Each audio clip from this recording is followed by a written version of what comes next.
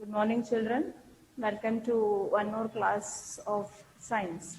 So, I think you are all revising what has been done in the previous classes. So, in the last two classes, we were doing the lesson growing plants. Okay. So, a brief revision of what was done in the last classes. Okay. Yes. So, we learned that why there is need for growing plants. So because it satisfies most of our needs. So in our day-to-day life, we are dependent on plant and plant products. So that is why growing plants is necessary. And growing plants is called as reproduction in plants. So in that reproduction, in the part of the plant, flower is the most important part of the plant which helps in reproduction.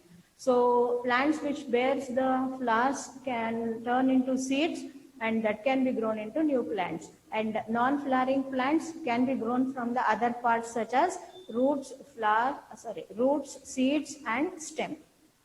And you studied the role of the flowers. So flower is responsible for pollination because it is colorful, it attracts insects, so it is responsible for pollination. And the next one was it will turn into seeds, which helps in reproduction. Okay. So after that we studied the parts of the flower also. I drew the diagram on the board and showed the different parts of the flowers and the uses of that or how it is helpful. So first one was the petals, which was colorful. It helps to attract insects, which helps in pollination. And second one was the sepals, which was present at the base of the flower and which was protecting the flower at the bud stage, and it was a leafy structure. And the third one was carpel and stamen together. So that was responsible for seed formation. So in that you had the anthers, filaments, stigma, style, ovary, all those things.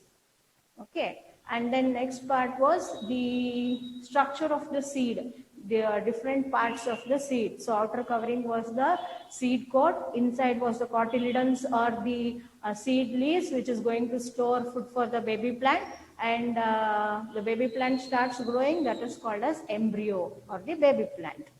Now you studied the structure of the seed, and seed when it is sown into the soil, so it is going to turn into a new plant. So that process from the seedling to the from the seed to the seedling is called as germination. So when the seed is sown into the soil, when it gets the right amount of air, water, warmth, so it will turn into a new plant. So first the root part radicle will start growing, so which will form the root system of the plant later. And then after that the cotyledons, the outer covering seed coat will break out, and then shoot system will start growing, which bears later will changes into the leaf, stem, flowers, all those things. So from the seed it has changed to seedling, so that process is called as germination. Okay. And then you also studied what is the important for seed dispersal. So what is dispersal? Scattering away of the seed from the parent plant. So if the seed falls below the parent plant only, then it will not have enough space. There will be scarcity for the space, nutrients, and all the seeds will not be able to grow into a new plant. So it should be spread out. It should be put to far off places. And since plants don't have hands or it cannot move, so it cannot spread out the seeds. So that is why nature has given 4 ways by which seeds can be spread out to far off places, so that all the seeds which is in the soil can grow into a new plant by getting right amount of air, water and warmth. So first one was dispersal by wind. So the seeds which are very light are easily carried away by the wind and spread to far off places. There new plants can be grown. And example was cotton, dandelion, which have wings or the hair-like structures, so which will be easily carried away by the wind. And next was by water. So The plants which grow in or near the water, those seeds are carried away by the water. So example, coconut and lotus. So those seeds fall in water, and where the flow of the water stops, so there new plant can be grown. Is it clear? Okay. Next one was by animals, human beings, birds.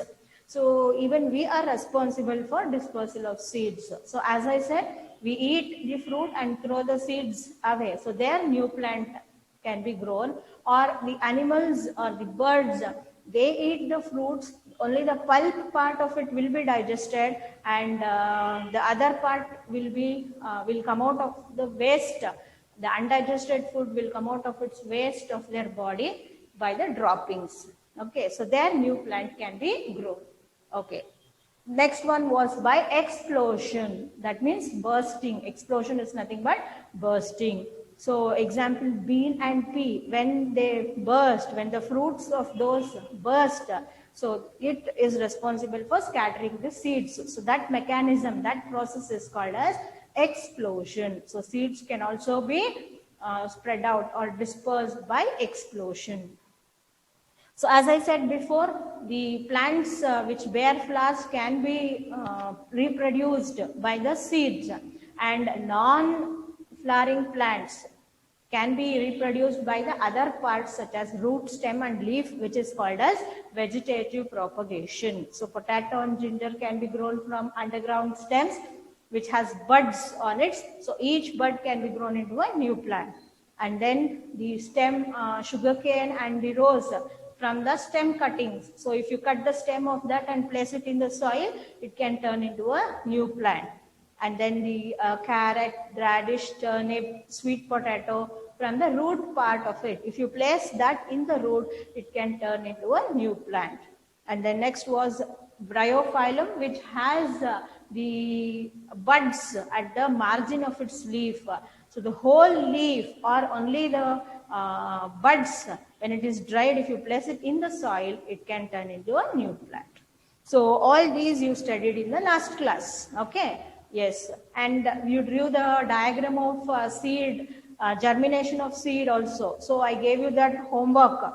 Have you written, children? So we'll tell you the dates to submit the homework. You have to submit it. Got it?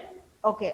Yes. So by the end of this class, I will give you one more assignment. So 2 assignments also, you have to write it and submit it. Okay? Yes. Now we'll continue the lesson. The last part is left out today. Okay? So as I said, reproduction of plants is necessary. So the plants what we grow in our house, it will be limited. So it is enough for ours. That means for our house, it is enough. So we cannot grow it in the large quantity. We don't have place also, and we cannot grow it in the larger quantity also.